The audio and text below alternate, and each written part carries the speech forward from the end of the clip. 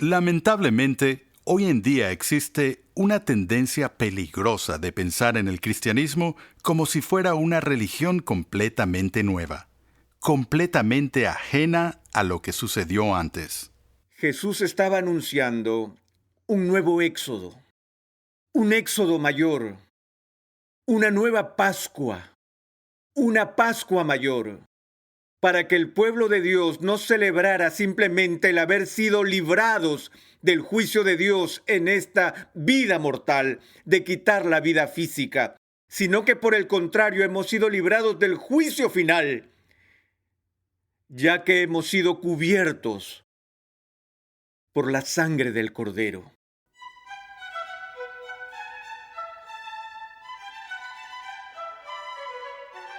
Bienvenido una vez más a tu programa radial Renovando tu Mente con el Dr. R.C. Sproul.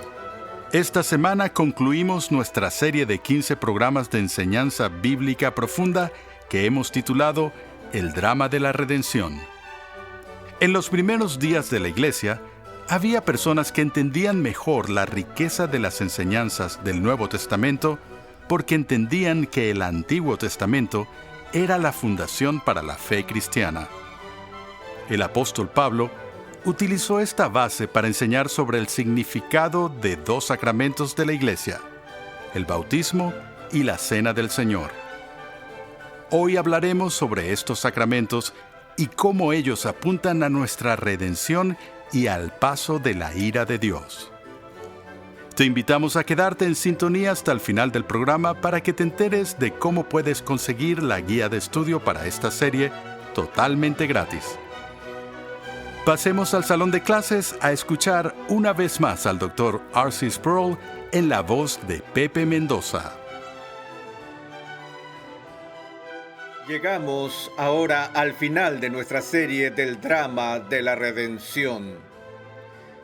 Y espero que haya ayudado a ver cómo todas las promesas de Dios se mueven inexorablemente a través de las páginas del Antiguo Testamento en la medida en que el Señor de la historia va mostrando dramáticamente su plan de redención. Hemos visto los distintos pactos que Dios ha hecho con su pueblo y cómo estos alcanzaron su cumplimiento en el Nuevo Testamento. Fue San Agustín quien comentó: el antiguo está revelado en el nuevo y el nuevo está oculto en el antiguo. Hay algo nuevo acerca del Nuevo Testamento, del nuevo pacto, de lo que Jesús hace pasar a su pueblo. Y en un sentido hay algo de discontinuidad entre lo que pasa en el Antiguo Testamento y lo que pasa en el Nuevo Testamento. Dado que esta discontinuidad está presente y distinguimos entre los dos testamentos, existe la tendencia peligrosa en nuestros días de pensar el cristianismo solo en términos del Nuevo Testamento, como si el cristianismo fuera una religión completamente nueva, cuando de hecho, aunque puede haber elementos de discontinuidad, hay una dimensión mayor de continuidad entre el antiguo y el nuevo pacto. No hay una ruptura entre ambos, sino más bien un enlace. Ahora, esto podemos verlo, por ejemplo, cuando observamos cómo el pueblo del Nuevo Testamento continuó con las tradiciones del Antiguo Pacto, aunque dándoles un nuevo significado. En el Antiguo Testamento, el signo del pacto era la circuncisión. En el Antiguo Testamento hubo varios días de fiesta designados por Dios, pero el día más importante fue la celebración de la Pascua. Al llegar al Nuevo Testamento, vemos que la señal del nuevo pacto es el bautismo. Y la celebración más importante en la comunidad del nuevo pacto es la celebración de la Cena del Señor, el sacramento de la Sagrada Comunión. Ahora, lo que quiero que veamos hoy es el vínculo entre esas prácticas. Prestemos atención por un momento a las enseñanzas de Pablo en el libro de Romanos.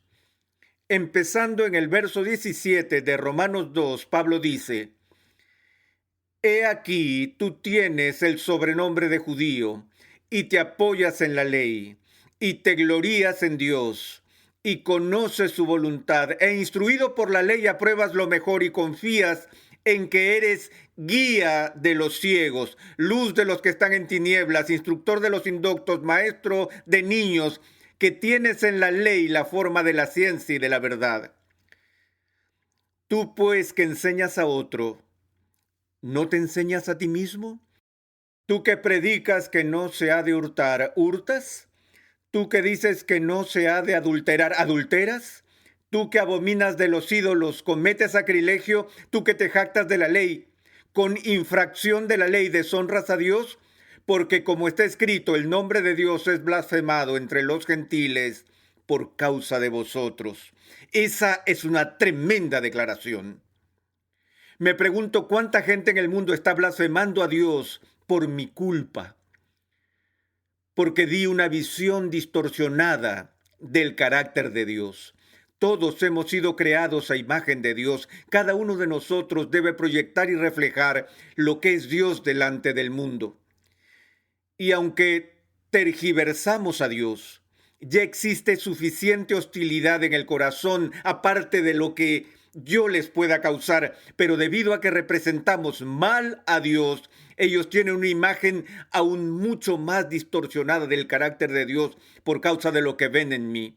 Aquí Pablo está dando una severa reprensión a sus compatriotas judíos, diciendo: los gentiles blasfeman por causa de ustedes, porque ustedes dicen no roben, pero ustedes siguen robando. Ustedes dicen que obedecen la ley, sin embargo no cumplen la ley de Dios. Y luego continúa diciendo: pues en verdad la circuncisión aprovecha si guardas la ley. Pero si eres transgresor de la ley, tu circuncisión viene a ser incircuncisión.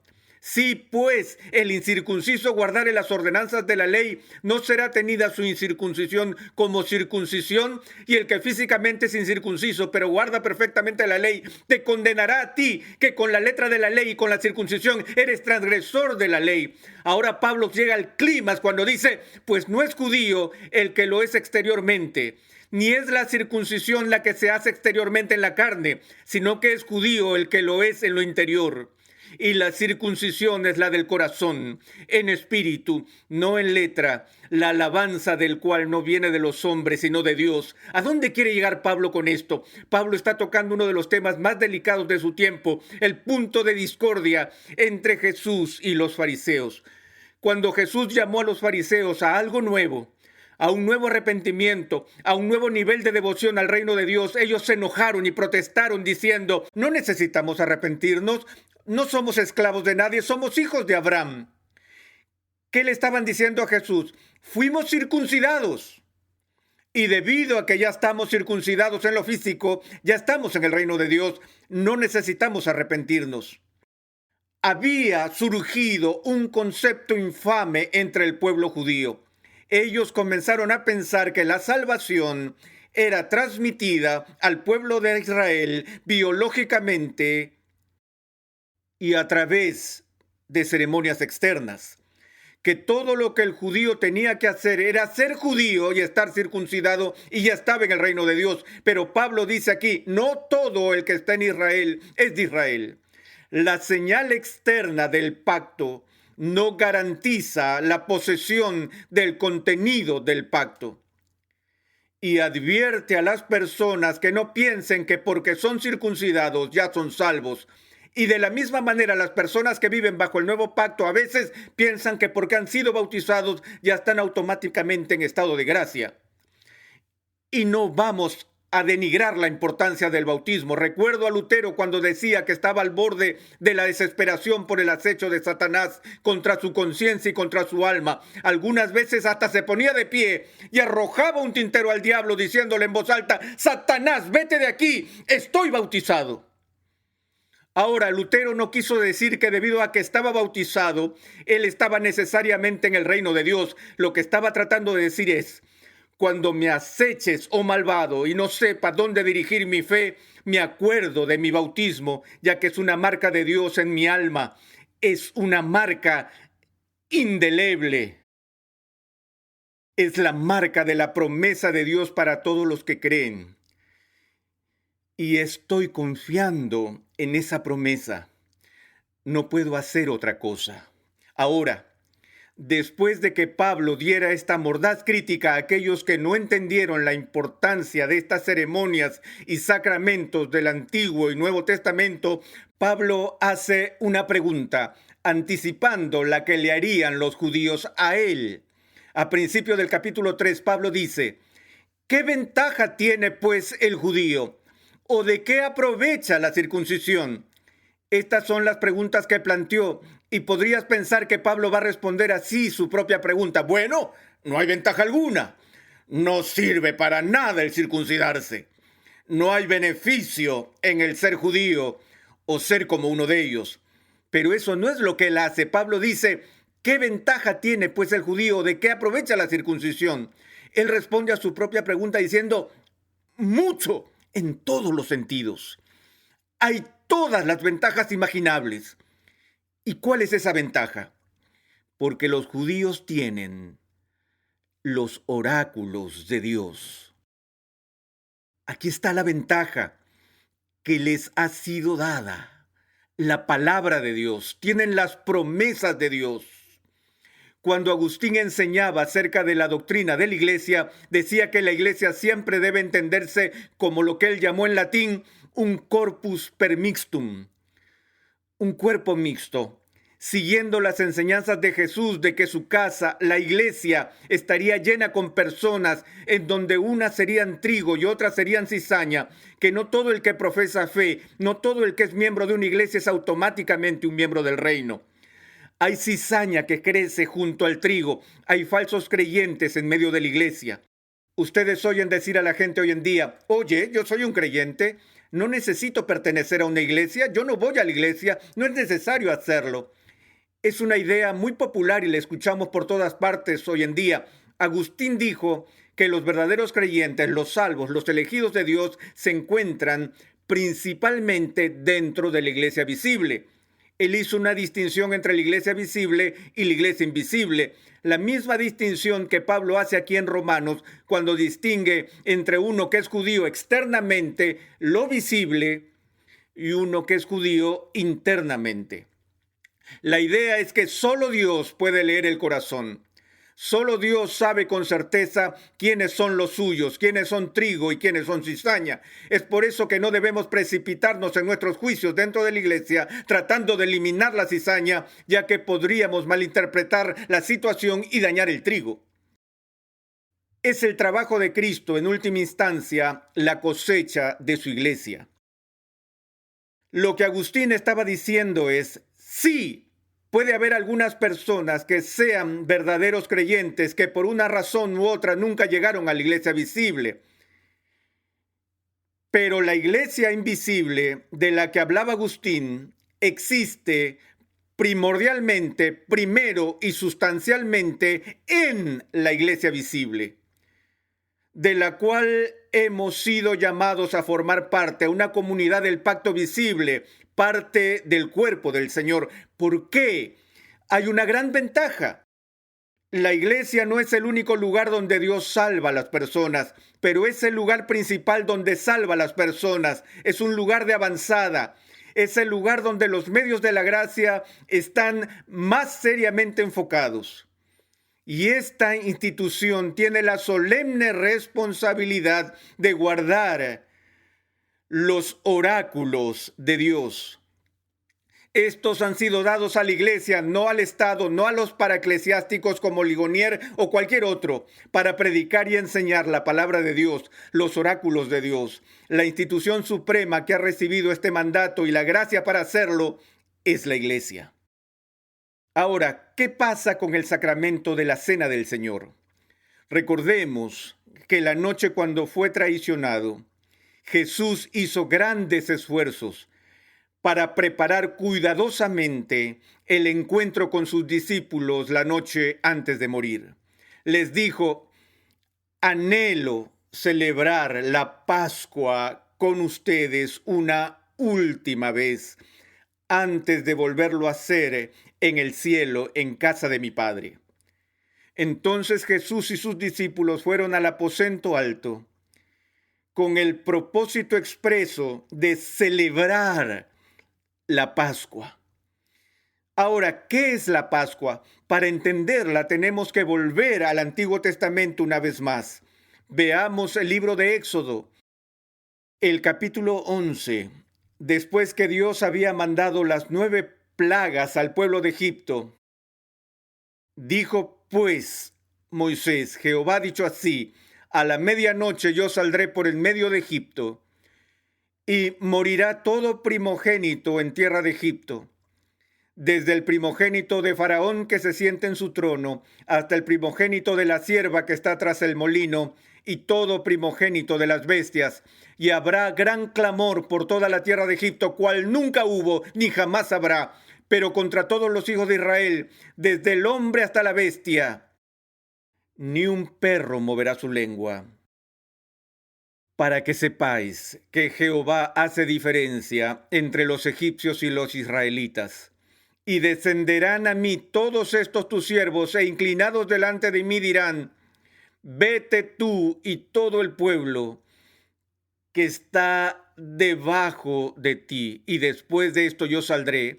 Y así Dios instituye la Pascua y ordena que el pueblo judío pase por un elaborado tiempo de preparación para este periodo de juicio que está por venir. El verso 12 del capítulo 12 dice: pues yo pasaré aquella noche por la tierra de Egipto y heriré a todo primogénito en la tierra de Egipto, así de los hombres como de las bestias, y ejecutaré mis juicios en todos los dioses de Egipto. Yo, Jehová. ¿Escuchas lo que está diciendo? Aquí él no está hablando de pasar de largo.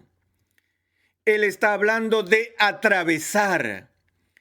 Y este pasar de Dios es el pasar de su ángel de la muerte por toda la nación, de su ministro vengador, el que hará que Dios juzgue y manifieste su ira. Yo vengo, dice Dios, a Egipto, y pasaré por en medio de la tierra, y cuando pase por la tierra en juicio y en ira, heriré a todos los primogénitos de los egipcios, incluyendo su ganado.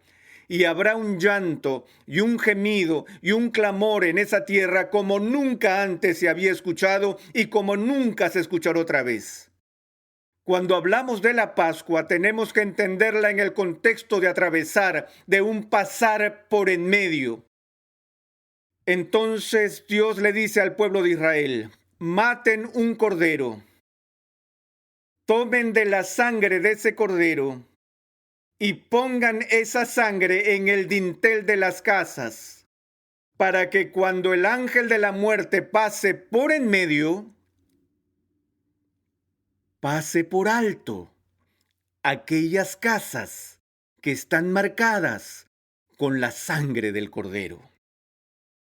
Y esa noche, toda familia judía marcó su puerta con la sangre del cordero. Y Dios atravesó la tierra y mató a todo primogénito de los egipcios. Pero él perdonó a los primogénitos de Israel. Todos los que estaban protegidos por la sangre del cordero se libraron del juicio de Dios. Y entonces Dios les dijo: en este mismo día del mes, todos los años, sin falta, celebrarán esto. Beberán de la copa amarga y comerán el cordero, y se servirán pan sin levadura, y celebrarán la redención de la Pascua, e instruirán a sus hijos acerca de la razón por la que hacen esto. De generación en generación y por todas las generaciones, el pueblo de Israel celebró la Pascua un año después, una década después, un siglo después, un milenio después, y aún hasta el día de hoy todavía se celebra la Pascua. Pero muchos de nosotros en la comunidad cristiana hemos perdido esto. Hemos olvidado cómo se estableció la cena del Señor. Cómo en medio de la ceremonia de la Pascua, en medio de la conmemoración del éxodo original de Israel, la redención original, el rescate original de la ira de Dios, Jesús cambia la conmemoración. Él toma el pan y lo parte frente a sus discípulos y dice: esto es mi cuerpo, que por vosotros es partido. Y todas las veces que comiereis este pan y bebiereis esta copa, la muerte del Señor anunciáis hasta que Él venga.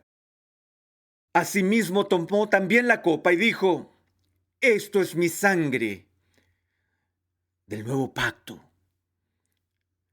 que por muchos es derramada para remisión de pecados. Esto es mi sangre del nuevo pacto, que por muchos es derramada. Jesús estaba anunciando un nuevo éxodo, un éxodo mayor, una nueva Pascua, una Pascua mayor, para que el pueblo de Dios no celebrara simplemente el haber sido librados del juicio de Dios en esta vida mortal, de quitar la vida física, sino que por el contrario hemos sido librados del juicio final, ya que hemos sido cubiertos por la sangre del Cordero. Ese es el drama de la redención. Es el drama que conmemoramos cada vez que bautizamos a una persona, cada vez que nos sentamos a la mesa de Cristo y conmemoramos su muerte hasta que Él venga. Recordamos el atravesar o el paso por en medio del juicio de Dios y el paso de largo del juicio de Dios sobre todos los que están marcados por la sangre del Cordero. Creo que todos entendemos claramente que en el drama de la redención, Dios es el personaje principal. La salvación es del Señor. Es Dios quien salva a su pueblo. Pero he dicho muchas veces que a menudo no comprendemos de qué es que somos salvos. Y en última instancia, nuestra salvación no es solo por Dios, sino de Dios. Que si estás en Cristo, la ira de Dios ha pasado de largo por tu casa. Has sido apartado de su juicio. El mismo tipo de juicio que derramó en Egipto y que dice de forma inconfundible que derramará sobre todo el mundo. Que Egipto es solo un ejemplo de lo que va a suceder en el día del juicio final, donde la medida completa, la copa llena de la ira de Dios, se vaciará sobre el mundo. Pero Dios, en ese juicio, pasará de largo por tu casa, si en verdad has puesto tu confianza en la sangre del Cordero.